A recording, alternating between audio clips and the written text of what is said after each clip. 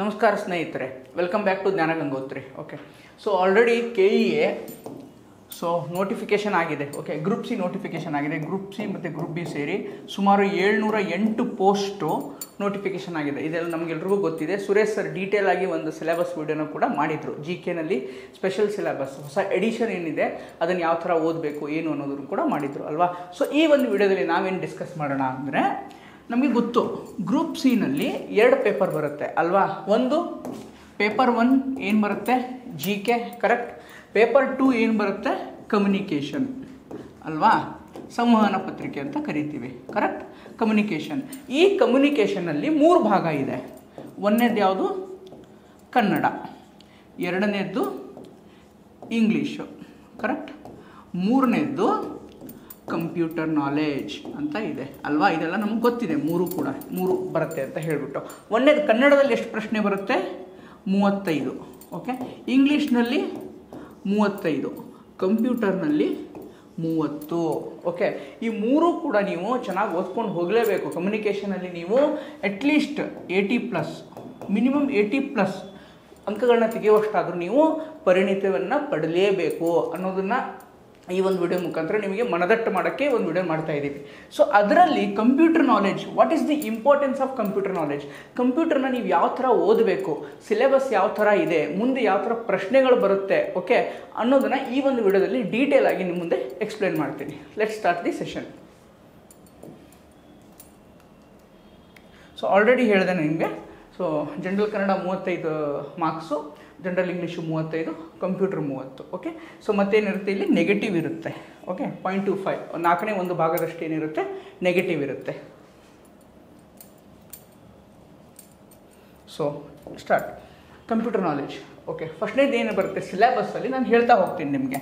Okay, computer ಏನು ಬರುತ್ತೆ, ಫಸ್ಟ್ನೇದು ಏನು ಬರುತ್ತೆ, ಇಂಟ್ರಡಕ್ಷನ್ ಮತ್ತು ಹಿಸ್ಟ್ರಿ. ಫಸ್ಟ್ ಚಾಪ್ಟರ್ ಬರೋದು ಯಾವುದು, ಇಂಟ್ರಡಕ್ಷನ್ ಮತ್ತು ಹಿಸ್ಟ್ರಿ ಆಫ್ ಕಂಪ್ಯೂಟರ್ಸ್. ಇಂಟ್ರಡಕ್ಷನ್ ಅಂತಂದರೆ ಏನು, ಕಂಪ್ಯೂಟರ್ ಅಂದರೆ ಏನು, ಓಕೆ, ಕಂಪ್ಯೂಟರ್ನ ಭಾಗಗಳು ಯಾವುವು, ಕಂಪ್ಯೂಟರ್ ಪ್ರತಿಯೊಂದು ಭಾಗ ಯಾವ ಥರ ಕೆಲಸ ಮಾಡುತ್ತೆ. ಓಕೆ, ಓವರಾಲ್ ಬ್ರೀಫಾಗಿ ಕಂಪ್ಯೂಟರ್ ಬಗ್ಗೆ ಒಂದು ಇಂಟ್ರಡಕ್ಷನ್ ಇರುತ್ತೆ. ಓಕೆ, ಅಂದರೆ ಮೇನ್ ಏನು, ಸಿ ಪಿ ಯುನಲ್ಲಿ ಏನಿರುತ್ತೆ, ALU ಅಂದ್ರೇನು, ಸಿಂಪಲ್ ಇದು. ಎಷ್ಟೋ ಪರೀಕ್ಷೆಗಳು ಬಂದಿದೆ. ALU ಅಂದ್ರೇನು, ಅರ್ಥಮೆಟಿಕ್ ಲಾಜಿಕ್ ಯೂನಿಟ್ ಅಂತ ಅಲ್ವಾ.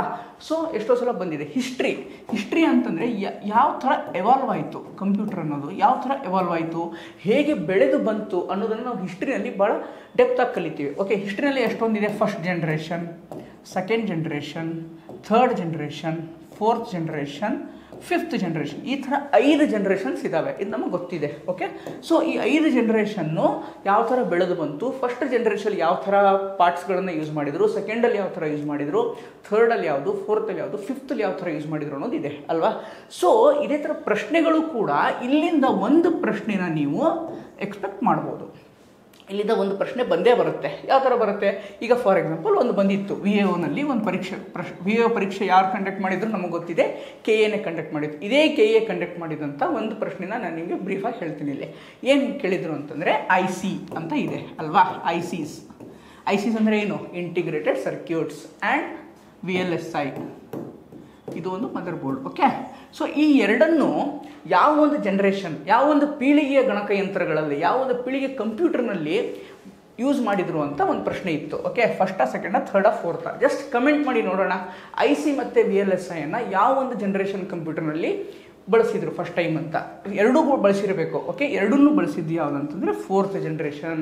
ಸೊ ಹೀಗೆ ಈ ಜನ್ರೇಷನ್ ಆಫ್ ಕಂಪ್ಯೂಟರ್ಸ್ ಏನಿದೆ, ಹಿಸ್ಟ್ರಿ ಯಾವ ಥರ ಎವಾಲ್ವ್ ಆಯಿತು ಅನ್ನೋದೇನಿದೆ ಅಲ್ವಾ, ಈ ಒಂದು ಟಾಪಿಕ್ಕು ತುಂಬ ಮುಖ್ಯವಾಗುತ್ತೆ. ಸೊ ಆದ್ದರಿಂದ ನೀವೇನು ಮಾಡಬೇಕು, ಹಿಸ್ಟ್ರಿನ ತುಂಬ ಚೆನ್ನಾಗಿ ನೋಡ್ಕೊಳ್ಳೇಬೇಕು. ಓಕೆನಾ. ಇಲ್ಲಿ ನನಗೆ ಡೆಪ್ತ್ ಬೇಡ, ವೈಡ್ ಬೇಕು. ಓಕೆ, ಎಲ್ಲಿ ನಾನು ಹೇಳ್ತೀನಿ ನಿಮ್ಗೆ ಯಾವ ಟಾಪಿಕನ್ನು ನೀವು ಡೆಪ್ತಾಗಿ ಓದಬೇಕು, ಯಾವ ಟಾಪಿಕನ್ನು ವೈಡಾಗಿ ಓದಬೇಕು ಅನ್ನೋದನ್ನು ಅರ್ಥ ಮಾಡ್ಕೊಳ್ಳೋದೇ ಏನು ಈ ಒಂದು ಕ್ಲಾಸ್ನ ಉದ್ದೇಶ. ಓಕೆ, ಸೊ ಏನು, ಹಿಸ್ಟ್ರಿ ಆಯಿತು, ಇಂಟ್ರೊಡಕ್ಷನ್ ಆಯಿತು. ಮುಂದೆ ಏನು ಬರುತ್ತೆ, ಇನ್ಪುಟ್ ಮತ್ತು ಔಟ್ಪುಟ್ ಡಿವೈಸಸ್. ಓಕೆನಾ. ನೋಡಿ, ನಾವು ಇನ್ಪುಟ್ ಮತ್ತು ಔಟ್ಪುಟ್ ಡಿವೈಸ್ನ ಕನ್ನಡದಲ್ಲಿ ಏನಂತ ಕರೀತಾರೆ, ಆಗಮನಾಂಗ ಮತ್ತು ನಿರ್ಗಮನಾಂಗ ಸಾಧನಗಳು ಅಂತ ಕರೀತಾರೆ, ಕರೆಕ್ಟ್. ನಿಮಗೆ ನೀವು ಮನಸ್ಸಿಗೆ ಕೇಳ್ಕೊಳ್ಳಿ, ಆಗಮನಾಂಗ ಮತ್ತು ನಿರ್ಗಮನಾಂಗ ಸಾಧನಗಳು ಅಂದರೆ ನಿಮಗೆ ನಿಜವಾಗಲೂ ಪರೀಕ್ಷೆಯಲ್ಲಿ ನೆನಪು ಬರುತ್ತಾ ಅಂತ ಕೇಳ್ಕೊಳ್ಳಿ. ಓಕೆ, ಇದ್ರ ಉದ್ದೇಶ ಏನಂದರೆ ಈ ಥರನೇ ಹಾಕಿದ್ದಕ್ಕೆ ನಾವು ಇನ್ಪುಟ್ ಮತ್ತು ಔಟ್ಪುಟ್ ಡಿವೈಸ್ ಅಂತಲೇ ಓದ್ಕೊಳ್ಳಿ. ನೀವು ಆ ಥರ ಓದಿದರೆ ಮಾತ್ರ ಏನಾಗುತ್ತೆ, ನಿಮ್ಮ ಮೆಮೊರಿನಲ್ಲಿ ಸ್ಟೋರ್ ಆಗುತ್ತೆ ಇನ್ಪುಟ್ ಡಿವೈಸು ಔಟ್ಪುಟ್ ಡಿವೈಸು ಅಂತ. ಇಲ್ಲ ಅಂದರೆ ಏನಾಗುತ್ತೆ, ಆಗಮನ ನಿರ್ಗಮನಾಂಗ ಅಂತಂದರೆ ಗೊತ್ತಾಗಲ್ಲ. ಓಕೆ, ಒಂದೊಂದು ಸಲ ಏನಾಗುತ್ತೆ, ಅತಿಯಾದ ತರ್ಜುಮೆ ಕೂಡ ಅರ್ಥಹೀನ ಆಗುತ್ತೆ. ಓಕೆ, ಅದರಿಂದ ಏನಾಗುತ್ತೆ, ಪರೀಕ್ಷೆಗಳಲ್ಲಿ ತಪ್ಪು ಮಾಡೋ ಚಾನ್ಸಸ್ಸು ಜಾಸ್ತಿ ಇರುತ್ತೆ. ಇದ್ರ ಉದ್ದೇಶನೇ ಏನಂದರೆ, ಕಂಪ್ಯೂಟರ್ನಲ್ಲಿ ನೀವೇನು ಮಾಡಬೇಕು, ಒಂದಿಷ್ಟು ಆಂಗ್ಲ ಪದಗಳನ್ನು ಕಲಿಬೇಕು. ಕಲಿತ್ರೆ ಏನಾಗುತ್ತೆ, ಎಕ್ಸಾಮ್ ಹಾಲಲ್ಲಿ ನಿಮಗೆ ತುಂಬ ಉಪಯೋಗ ಆಗುತ್ತೆ. ಓಕೆನಾ? ಆದ್ದರಿಂದ ಇನ್ಪುಟ್ ಔಟ್ಪುಟ್ ಡಿವೈಸ್ ಅಂತಲೇ ಓದಿ. ಇದರಿಂದ ಏನು ಬರುತ್ತೆ, ಒಂದು ಪ್ರಶ್ನೆ ಬರೋ ಚಾನ್ಸಸ್ ಜಾಸ್ತಿ ಇದೆ. ಮಿನಿಮಮ್ ಒಂದು ಪ್ರಶ್ನೆ ಬಂದೇ ಬರುತ್ತೆ. ಈಗ 4 ಕೊಟ್ಬಿಟ್ಟು ಒಂದು 5-6 ಡಿವೈಸಸ್ ಕೊಟ್ಬಿಟ್ಟು ಈ ಮೇಲಿನವುಗಳಲ್ಲಿ ಎಷ್ಟು ಸಾಧನಗಳು ಅಥವಾ ಡಿವೈಸಸ್ಸು ಇನ್ಪುಟ್ ಡಿವೈಸ್ ಆಗಿವೆ, ಔಟ್ಪುಟ್ ಡಿವೈಸ್ ಆಗಿವೆ. ಒಂದೊಂದು ಯಾವುದೋ ಕೊಟ್ಬಿಡ್ತಾನೆ, ಪ್ರಿಂಟರ್ ಕೊಟ್ಬಿಡ್ತಾನೆ, ಅದು ಔಟ್ಪುಟ್ ಆಗಿರುತ್ತೆ. ಓಕೆನಾ? ಕೀಬೋರ್ಡು ಮೌಸ್ ಏನಾಗುತ್ತೆ, ಇನ್ಪುಟ್ ಆಗಿರುತ್ತೆ. ಸೊ ಈ ಥರ ಏನಾಗುತ್ತೆ, ನಮ್ಮ ಪ್ರೆಸೆನ್ಸ್ ಆಫ್ ಮೈಂಡಿಂದ ಆ ಥರ ಪ್ರಶ್ನೆಗಳನ್ನು ನಾವು ಆರಾಮಾಗಿ ಹಾಕ್ಬೋದು. ಆಯಿತಾ? ಸೊ ಇದು ಒಟ್ಟು ಏನು, ಇನ್ಪುಟ್ ಮತ್ತು ಔಟ್ಪುಟ್ ಡಿವೈಸ್. ಮುಂದಿನ ಚಾಪ್ಟರ್ ಯಾವ್ದು ಬರುತ್ತೆ, memory. This is very very important chapter. At least 2 questions, minimum 2 ಪ್ರಶ್ನೆಗಳು. ವಿ ಎನಲ್ಲಿ 2-3 ಪ್ರಶ್ನೆಗಳು ಬಂದಿದ್ದಾವೆ. VO ಏನು, ವಿಲೇಜ್ ಅಡ್ಮಿನಿಸ್ಟ್ರೇಟಿವ್ ಆಫೀಸರ್ ಅಂತ ಏನು ಹೇಳ್ತೀವಲ್ಲ, KA ಕಂಡಕ್ಟ್ ಮಾಡಿದ್ದು, ಅಲ್ಲಿ 2-3 ಪ್ರಶ್ನೆಗಳು ಬಂದಿದೆ. ಓಕೆನಾ? ಯಾವ ಥರ ಪ್ರಶ್ನೆ ಬಂದಿದೆ ಅಂತಂದರೆ, ಒಂದು ಇಲ್ಲಿ ಹೇಳ್ಬಿಡ್ತೀನಿ, ಮೆಮೊರಿ ಮೇಲೆ ಸ್ಪೀಡ್ ಬೇಸ್ ಮೇಲೆ ಬಂದಿದೆ. ಓಕೆನಾ? ಸ್ಪೀಡ್ ಅಂದರೆ ಫಾಸ್ಟೆಸ್ಟ್ ಟು ಸ್ಲೋವೆಸ್ಟ್ ಯಾವುದಂತ ಕೇಳಿದ್ದಾನೆ. ಓಕೆನಾ? ಕ್ಯಾಚೆ ಮೆಮೊರಿ, ರ್ಯಾಮು, ರೋಮು, ರಿಜಿಸ್ಟರು, ಈ ಥರವೆಲ್ಲ ಮೆಮೊರಿಗಳಲ್ವಾ. ಸೊ ಯಾವ ಥರ ಅಂತ ಒಂದು ಕೇಳಿದ್ದಾನೆ, ಫಾಸ್ಟೆಸ್ಟು ಮತ್ತು ಸ್ಲೋವೆಸ್ಟ್ ಅಂತ. ಇನ್ನೊಂದು ಯಾವ ಥರ ಕೇಳಿದ್ದಾನೆ ಅಂದರೆ ಸ್ಟೇಟ್ಮೆಂಟ್ ಬೇಸ್ಡು. ಓಕೆನಾ? ಸ್ಟೇಟ್ಮೆಂಟ್ ಬೇಸ್ಡ್ ಪ್ರಶ್ನೆ ಬಂದಿದೆ. ಈ ಸ್ಟೇಟ್ಮೆಂಟ್ ಬೇಸ್ಡ್ ಪ್ರಶ್ನೆ ಬಂದಾಗ ಏನು ಬೇಕು, ನಿಮಗೆ ಆಳವಾದ ಅಧ್ಯಯನ ಬೇಕಾಗುತ್ತೆ. ಡೆಪ್ತ್ ಸ್ಟಡಿ ಅಂತ ಏನು ಹೇಳ್ತೀವಲ್ಲ, ಡೆಪ್ತ್ ಆಗಿ ನೀವು ಓದ್ಕೋಬೇಕು. 1 ಲೈನರ್ಸ್ ಕೇಳೋವಂಥ ಚಾನ್ಸಸ್ಸು ಈಗ ಇಲ್ಲ. ಈಗ ಕಂಪ್ಯೂಟರ್ನಲ್ಲೂ ಕೂಡ ಏನು ಮಾಡ್ತಾ ಇದ್ದಾನೆ ಅಂತಂದರೆ, ಇವನ್ VAO ಯಾವುದು ಬಿಲೋ ಡಿಗ್ರಿ ಲೆವೆಲ್ ಅಲ್ವಾ, PUC ಮೇಲೆ ಆಗುವಂಥ ಒಂದು ಪ್ರಶ್ನೆ, ಅಲ್ಲೇ ಕೂಡ ಅವನು ಸ್ಟೇಟ್ಮೆಂಟ್ ಬೇಸ್ಡ್ ಪ್ರಶ್ನೆಗಳನ್ನ ಕೇಳಿದಾನೆ ಕಂಪ್ಯೂಟರ್ ಮೇಲೆ. ಬೇಕಾದ್ರೆ ನೀವು ತೆಗೆದು ನೋಡಿ. ಆಯಿತಾ? ಸೊ ಯಾವ ಥರ ಸ್ಟೇಟ್ಮೆಂಟ್ ಅಂತಂದರೆ, ಈಗ ರ್ಯಾಮು ಏನಿದೆ, ರ್ಯಾಮನ್ನು ಎರೇಸ್ ಮಾಡ್ಬೋದಾ ಅಂತ ಒಂದು ಸ್ಟೇಟ್ಮೆಂಟ್ ಬರುತ್ತೆ. 1ನೇ ಸ್ಟೇಟ್ಮೆಂಟು.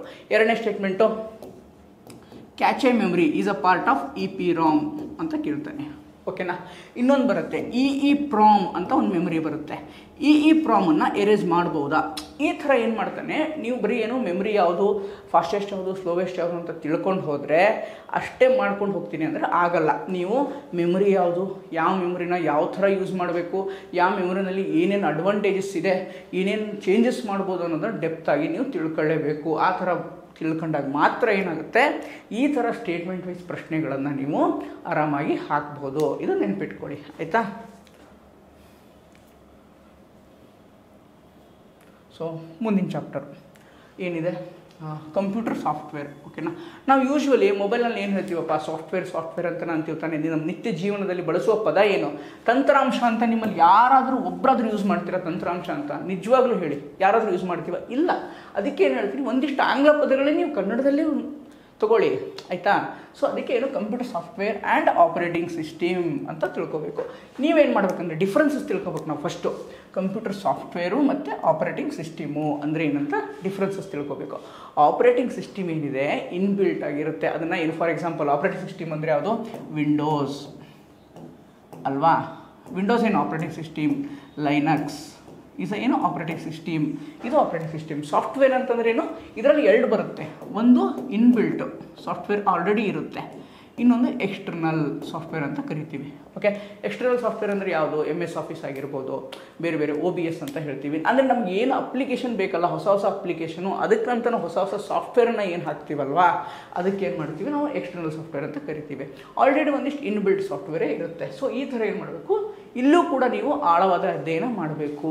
ಎಕ್ಸ್ಟರ್ನಲ್ ಸಾಫ್ಟ್ವೇರ್ ಅಂದರೆ ಏನು, ಇಂಟರ್ನಲ್ ಸಾಫ್ಟ್ವೇರ್ ಅಂದರೆ ಏನು, ಎಕ್ಸಾಂಪಲ್ಸ್ ಏನು, ಇಲ್ಲೂ ಕೂಡ ಆಪರೇಟಿಂಗ್ ಸಿಸ್ಟಮ್ಗೆ ಎಕ್ಸಾಂಪಲ್ಸ್ ಏನು, ಆಂಡ್ರಾಯ್ಡ್ಗೂ ಮತ್ತು ವಿಂಡೋಸ್ಗೂ ಏನು ಡಿಫ್ರೆನ್ಸಸ್ ಇದೆ. ಸೊ ಇದೆಲ್ಲನೂ ನೀವು ತಿಳ್ಕೋಬೇಕಾಗುತ್ತೆ. ಓಕೆ, ಸೊ ಮುಂದಿನ ಏನು ಬರುತ್ತೆ, ನೆಟ್ವರ್ಕಿಂಗ್. ಓಕೆ, ನೆಟ್ವರ್ಕಿಂಗ್ ಅಥವಾ ಅಂತರ್ಜಾಲ ಅಂತಲೂ ಅನ್ಬೋದು ಕನ್ನಡದಲ್ಲಿ. ಸೊ ನಾವು ಯೂಶ್ವಲಿ ಏನು ನೆಟ್ವರ್ಕ್ ಅಂತಲೇ ಅಂತೀವಲ್ವಾ, ನೆಟ್ವರ್ಕ್ ಸರಿ ಇಲ್ಲ ಅಂತೀವಿ ಹೊರತು ಮೊಬೈಲ್ ನೆಟ್ವರ್ಕ್ ಸರಿ ಇಲ್ಲಪ್ಪ ಅಂತೀವಿ ಹೊರತು ಅಂತರ್ಜಾಲ ಸರಿ ಇಲ್ಲ ಅಂತ ಅಂತೀವ, ಇಲ್ಲ. ಸೊ ಅದನ್ನು ನೆಟ್ವರ್ಕಿಂಗ್ ಅಂತ ಅನ್ನೋಣ. Data communication. ಓಕೆ, ನೆಟ್ವರ್ಕಿಂಗ್ ಅಂದರೆ ಇಲ್ಲಿ ಬಸ್ಸಸ್ ಬರುತ್ತೆ, ಓಕೆ, ಅದರಲ್ಲಿ ನೆಟ್ವರ್ಕಿಂಗ್ ಏನು metro to metropolitan network, hexagonal, star shaped network, ಈ ಥರ ಏನು ಬರುತ್ತೆ ಪ್ರಶ್ನೆಗಳು ಬರ್ಬೋದು. ಈಗ ಏನು ಮಾಡ್ಬೋದು, ಇತ್ತೀಚೆಗೆ ಇದ್ರ ಮೇಲೆ ಪ್ರಶ್ನೆಗಳನ್ನು ಕೇಳಿಲ್ಲ, ಬಟ್ ಕೇಳ್ಬೋದು. ಯಾವ ಥರ ಪ್ರಶ್ನೆ ಕೇಳ್ಬೋದು ಅಂದರೆ ಸ್ಟೇಟ್ಮೆಂಟ್ ಬೇಸ್ಡ್ ಪ್ರಶ್ನೆಗಳನ್ನು ಕೇಳ್ಬೋದು. ಯಾವುದ್ರ ಮೇಲೆ? ನೆಟ್ವರ್ಕಿಂಗ್ ಮೇಲೆ. ಸೊ ಆದ್ದರಿಂದ ಈ ಟಾಪಿಕ್ ಕೂಡ ಏನಾಗುತ್ತೆ ನನಗೆ ತುಂಬ ಇಂಪಾರ್ಟೆಂಟ್ ಆಗುತ್ತೆ. ಓಕೆ, ನೆಕ್ಸ್ಟ್ ಏನು ಬರುತ್ತೆ? Computer programming. ಓಕೆನಾ, ಕಂಪ್ಯೂಟರ್ ಪ್ರೋಗ್ರಾಮಿಂಗ್. ಈಗ ಪ್ರೋಗ್ರಾಮಿಂಗ್ ಅಂದರೆ ನಾವು ಪ್ರೋಗ್ರಾಮಿಂಗ್ ಕನ್ನಡದಲ್ಲೇ ತೊಗೊಳ್ಳೋಣ. ಕಂಪ್ಯೂಟರ್ ಕಾರ್ಯಾಚರಣೆ ಅಂತ ನೀವು ಹೇಳೋಕ್ಕಾಗುತ್ತಾ ಪ್ರೋಗ್ರಾಮಿಂಗಿಗೆ? ಆಗಲ್ಲ ಅಲ್ವಾ? ಸೊ ಆದ್ದರಿಂದ ಕಂಪ್ಯೂಟರ್ ಪ್ರೋಗ್ರಾಮಿಂಗ್ ಯಾವ ಥರ? ಕಂಪ್ಯೂಟರ್ ಪ್ರೋಗ್ರಾಮಿಂಗ್ ಲ್ಯಾಂಗ್ವೇಜ್ ಯಾವ ಥರ ಬರುತ್ತೆ? ಹೈ ಲೆವೆಲ್ಲು ಅಲ್ವಾ, ಲೋ ಲೆವೆಲ್ಲು, ಇದರಲ್ಲಿ ಮತ್ತು ಮಷಿನ್ ಲೆವೆಲ್ಲು. ಸೊ ಈ ಥರ different computer level computer programming languages ಬರುತ್ತೆ. ಸೊ ಇದನ್ನು ಏನು ಮಾಡಬೇಕು, ನೀವು ಅರ್ಥ ಮಾಡ್ಕೊಂಡು ಓದಬೇಕು. ಬಾಯಟ್ ಹೊಡೆಯುವಂಥದ್ದು ಇಲ್ಲ ಇಲ್ಲಿ. ಅರ್ಥ ಮಾಡ್ಕೊಂಡು ಓದೋದಿದೆ, ಬಾಯಟ್ ಹೊಡೆಯುವಂಥದ್ದು ಫ್ಯಾಕ್ಟ್ಸ್ ಇಲ್ಲ. ಇಲ್ಲೇನು ಫ್ಯಾಕ್ಟ್ಸ್ ಎಲ್ಲಿ ಬರುತ್ತೆ ಅಂತ ನಾನು ಹೇಳ್ತೀನಿ ನಿಮಗೆ ಮುಂದೆ. ಸೊ ಇದನ್ನು ಅರ್ಥ ಮಾಡ್ಕೊಂಡೆ ಓದಬೇಕು. ಅರ್ಥ ಮಾಡ್ಕೊಂಡು ಓದಿದಾಗ ಮಾತ್ರ ಯಾವ ಥರ ಡೆಪ್ತಾಗಿ ಪ್ರಶ್ನೆಗಳು ಬಂದರೆ ನೀವು ಹಾಕೋಕ್ಕೆ ಈಸಿ ಆಗುತ್ತೆ. ಓಕೆ, ನೀವು ಹೇಳ್ತಾ ಇದ್ದೀನಿ ಇತ್ತೀಚಿನ ದಿನಗಳಲ್ಲಿ ತುಂಬ ಡೆಪ್ತಾಗಿ ಕೇಳ್ತಾ ಇದ್ದೇನೆ. ಯಾವುದೇ ಆಗಿರ್ಬೋದು, ಈಸಿ ಪ್ರಶ್ನೆಗಳು ಬರ್ತಾ ಇಲ್ಲ. ಓಕೆ, ನಿಮ್ಮನ್ನು ಭಯಪಡಿಸೋಕ್ಕೆ ನಾನು ಹೇಳ್ತಾ ಇಲ್ಲ, ಇರೋ ಫ್ಯಾಕ್ಟನ್ನು ಹೇಳ್ತಾ ಇದ್ದೀನಿ. ನೀವು ಒಂದ್ಸಲ VAO ಕಂಪ್ಯೂಟರ್ ಪೇಪರ್ನ ತೆಗೆದು ನೋಡಿ, ನಿಮಗೆ ಗೊತ್ತಾಗುತ್ತೆ ಪ್ರಶ್ನೆಗಳು ಯಾವ ಥರ ಇದ್ದಾವೆ ಅಂತ ಹೇಳಿ. ಓಕೆ, ಸೊ ಮುಂದೇನು ಬರುತ್ತೆ? Number system. ಇದು ನಂಬರ್ ಸಿಸ್ಟಮಲ್ಲಿ ಏನು ಬರುತ್ತೆ?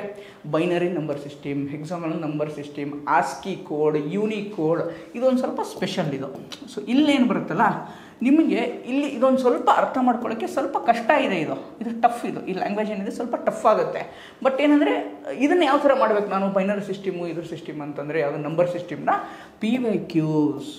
ಓಕೆನಾ, PYQs ನಾನು ಹೇಳ್ತೀವಲ್ಲ, PYQA ಸೂತ್ರ, PYQA ನಮ್ಮ ಸಕ್ಸಸ್ ಮಂತ್ರ ಅಂತ ನಾನು ಹಳೆ ವಿಡಿಯೋದಲ್ಲಿ ಹೇಳಿದ್ದೆ ನಿಮಗೆ. PYQs ಈ ಒಂದು ಎಸ್ಪೆಷಲಿ ಲಾಜಿಕ್ ಗೇಟ್ ಮತ್ತು ನಂಬರ್ ಸಿಸ್ಟಮನ್ನು ನೀವು PYQs ಮುಖಾಂತರ ಓದಿದರೆ ಏನಾಗುತ್ತೆ? ತುಂಬ ಹೆಲ್ಪ್ ಆಗುತ್ತೆ. ಓಕೆ, ಇಲ್ಲಿ ನನಗೆ ಡೆಪ್ತ್ ಸ್ಟಡಿ ಬೇಡ. ಓಕೆ, ಇಲ್ಲಿಂದ ಬರೋದು ಒಂದು ಪ್ರಶ್ನೆ ಬರ್ಬೋದು, ಬಟ್ ನೀವು ಇಲ್ಲಿ ಡೆಪ್ತ್ ಸ್ಟಡಿ ಮಾಡೋಕ್ಕೆ ಹೋದರೆ ಇದು ಅಷ್ಟು ಈಸಿ ಇಲ್ಲ, ಟಾಪಿಕ್ಕು ಕಷ್ಟ ಇದೆ. ಅದಕ್ಕೆ ನೀವು PYQ ಥ್ರೂ ಮಾಡ್ಕೊಂಡು ಹೋದರೆ ಏನಾಗುತ್ತೆ? It will be easy for you. ಅದಕ್ಕೆ ಹೇಳ್ತೀವಲ್ಲ cost ratio, cost benefit ratio ಅಂತ ಹೇಳ್ತೀವಿ ನಾವು ಯಾವಾಗಲೂ. ನಾವು ಹಾಕೋ ಎಫರ್ಟು ಅದು ಔಟ್ಪುಟ್ಟನ್ನು ನಮಗೆ ತರಿಸ್ಬೇಕು. ಇಲ್ಲ ಅಂತಂದರೆ ಎಫರ್ಟ್ ವೇಸ್ಟ್ ಆಗುತ್ತೆ. ಅದಕ್ಕೆ ಎಫರ್ಟ್ ಹಾಕೋಕ್ಕಿಂತ ಮುಂಚೆ ಭಾಳ ಯೋಚನೆ ಮಾಡಬೇಕಂತ ಹೇಳ್ತೀನಿ. ಓಕೆ, ಸೊ ಮುಂದಿಂದು ಏನಿದೆ? Okay, internet and open source concepts. Okay, internet ಅಂದರೆ ಏನು? ಇಮೇಲ್ ಯಾವ ಥರ ಮಾಡಬೇಕು, ಸಬ್ಜೆಕ್ಟ್ಸ್ ಯಾವ ಥರ ಇರುತ್ತೆ, ಆ್ಯಂಡ್ IP ಅಡ್ರೆಸ್ ಮೇಲೆ ಒಂದು ಪ್ರಶ್ನೆ ಬಂದಿದೆ VAOನಲ್ಲಿ, ಆಯಿತಾ? ಇದು ಇಂಪಾರ್ಟೆಂಟ್ ಆಗುತ್ತೆ. ಬಟ್ ಡೆಪ್ತಾಗಿ ಕೇಳಿದ್ದಾನೆ IP ಅಡ್ರೆಸ್ ಮೇಲೆ. ಸುಮ್ಮನೆ IP ಅಡ್ರೆಸ್ ಅಂದರೆ ಏನು ಅಂತ ಕೇಳಿಲ್ಲ. ಒಂದು ಯಾವುದೋ IP ಅಡ್ರೆಸ್ ಕೊಟ್ಬಿಟ್ಟು ಇದು ಯಾಕೆ ತಪ್ಪಿದೆ ಅಂತ 4 ಸ್ಟೇಟ್ಮೆಂಟ್ ಕೊಟ್ಟಿದ್ದಾನೆ ಅವನು. 4 ಸ್ಟೇಟ್ಮೆಂಟ್ ಕೊಟ್ಟಿದ್ದಾನೆ ಒಂದು IP ಅಡ್ರೆಸ್ ಕೊಟ್ಟು. ಯಾಕೆ ತಪ್ಪಿದೆ? ಒಂದೇ ನಂಬರ್ ಏನಾದರೂ ತಪ್ಪಿದೆಯಾ ಅಥವಾ ಡಾಟ್ ಕೊಡೋದ್ರಲ್ಲಿ ತಪ್ಪಿದೆಯಾ ಅಂತ ಕೇಳಿದ್ದಾನೆ. ಸೊ ಹಾಗಾಗಿ ಈ ಥರ ಪ್ರಶ್ನೆಗಳು ಇತ್ತೀಚಿನ ದಿನಗಳಲ್ಲಿ ಜಾಸ್ತಿ ಬರ್ತಾ ಇದೆ.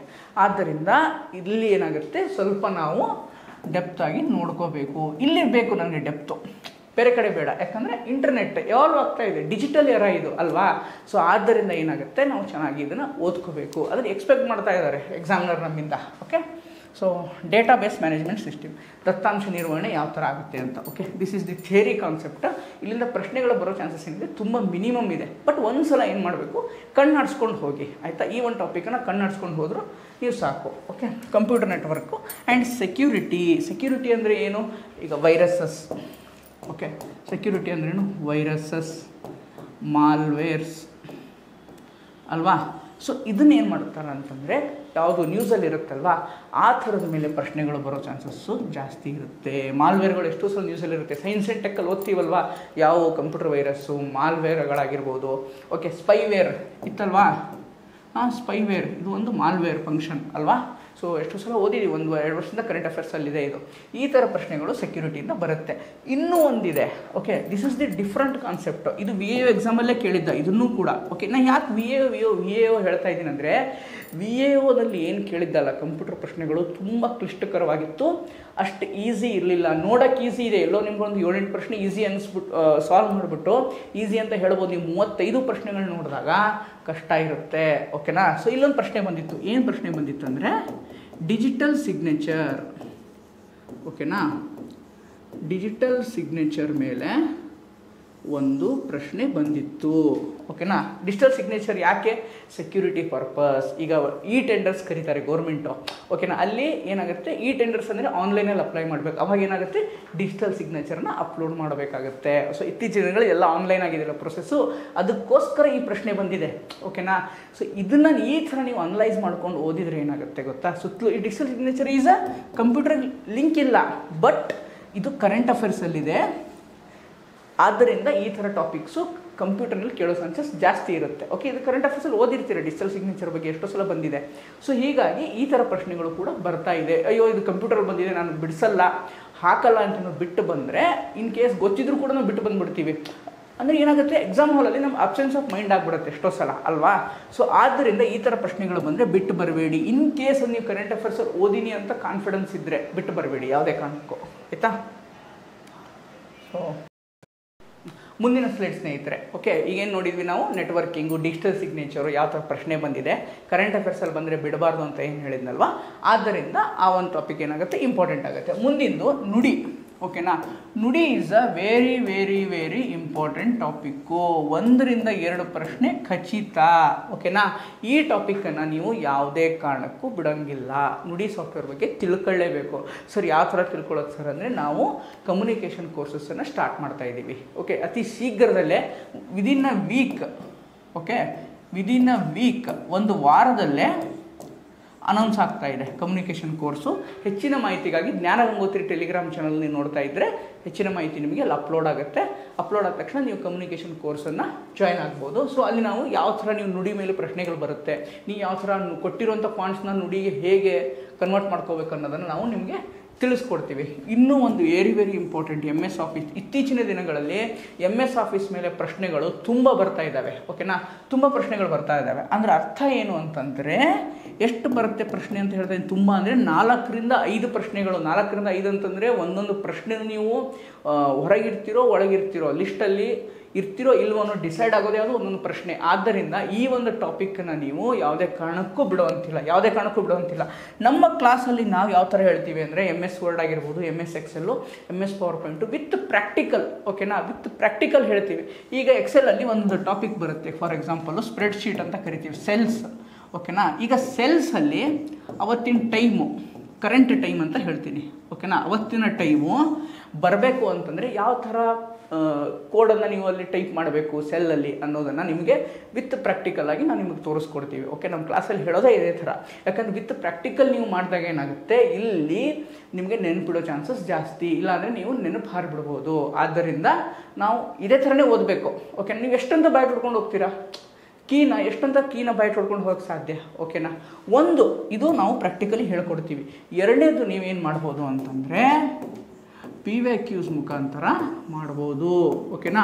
PYQಸನ್ನು ಸಾಲ್ವ್ ಮಾಡಿದ್ರೆ ನಿಮಗೊಂದು ಐಡಿಯಾ ಬರುತ್ತೆ, ಯಾವ ಥರ ಪ್ರಶ್ನೆಗಳು ಬರ್ತಾ ಇದ್ದಾವೆ, ಯಾವ ಕೀನ ಜಾಸ್ತಿ ಕೇಳ್ತಾ ಇದ್ದಾನೆ, ನೀವು ಯಾವ ಥರ ಓದಬೇಕು ಅನ್ನೋದು ಒಂದು ಐಡಿಯಾ ಸಿಗುತ್ತೆ. Okay, this is what complete syllabus and ಯಾವ ಥರ ಓದಬೇಕು, ಪ್ರಶ್ನೆಗಳು ಯಾವ ಥರ ಬಂದಿದ್ದಾವೆ ಅನ್ನೋದನ್ನು ಈ ಒಂದು ವಿಡಿಯೋದಲ್ಲಿ ಎಕ್ಸ್ಪ್ಲೇನ್ ಮಾಡಿದೆ. ಹೆಚ್ಚಿನ ಮಾಹಿತಿಗಾಗಿ ಕೋರ್ಸನ್ನು ಯಾವ ಥರ ಜಾಯ್ನ್ ಆಗಬೇಕು ಅನ್ನೋದನ್ನು ಹೆಚ್ಚಿನ ಮಾಹಿತಿಗಾಗಿ ಏನಿರುತ್ತೆ ಇಲ್ಲಿ ನಂಬರ್ ಇದೆ ಅಲ್ವಾ, ಈ ನಂಬರ್ಗೆ ನೀವು ಎನಿ ಟೈಮ್ ಬೇಕಾದ್ರೆ ಕಾಂಟ್ಯಾಕ್ಟ್ ಮಾಡ್ಬೋದು ಅಂತ ಹೇಳ್ತಾ ಈ ವಿಡಿಯೋನ ಇಲ್ಲಿಗೆ ಎಂಡ್ ಮಾಡ್ತಾ ಇದ್ದೀನಿ ಸ್ನೇಹಿತರೆ. ಧನ್ಯವಾದಗಳು.